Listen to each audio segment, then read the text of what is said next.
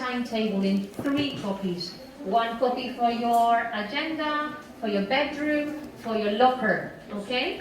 This is the top one. Then, number 2, like the girls say, always think in advance, okay? Can I do the homework for tomorrow, for after tomorrow, okay? Think in advance. If you don't have an answer to something, number 3, move on, okay? Don't stay blocked with one question. She recommends that you move on. But in number 4, important, don't be afraid to ask the question. If you don't understand, the teachers will help you. Okay, they will help you with any problem. You have to say, I don't understand.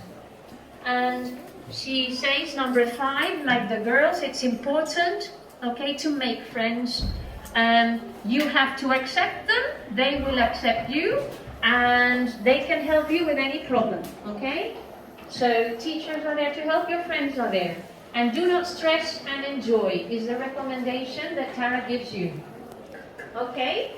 Est-ce que vous avez un peu compris les 5? Il y en a des choses qui se répètent, hein? C'est Nayara et Flavia qui ont aussi dit à peu près les mêmes choses. Il y aurait une 3e qu'on ne va pas montrer, c'est quelqu'un qui a fait un texte un peu plus long, mais je vais vous l'envoyer. Hein? Est-ce que vous avez une dernière question qui soit urgente? Parce que nous, au secondaire, on a la pause qui commence et on a cours après à 10h25. Donc, il va falloir qu'on parte. Est-ce que vous avez une dernière question? More urgent questions? Ce qu'elle insiste, c'est sur quelque chose que je dis aux élèves de 6e en anglais. D'accord? Le conseil qu'on donnerait peut-être pour faire une présentation en français ou en anglais est différent. Pourquoi?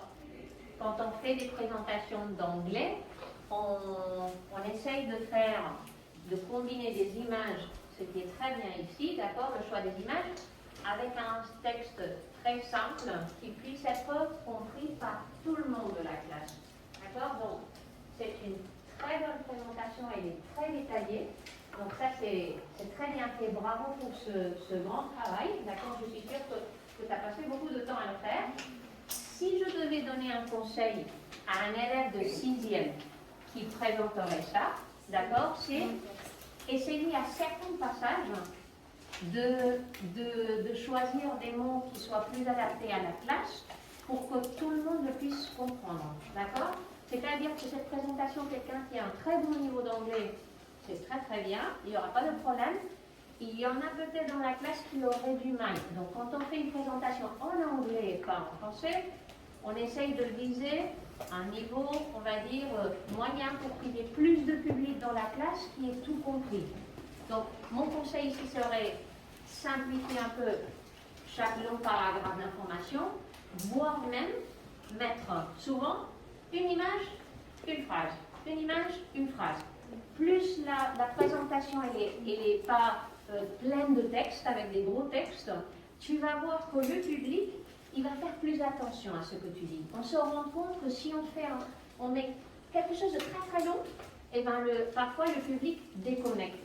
Mais toi, tu as très bien vocalisé. Tu avais, heureusement aussi, tu avais le microphone, ça a aidé.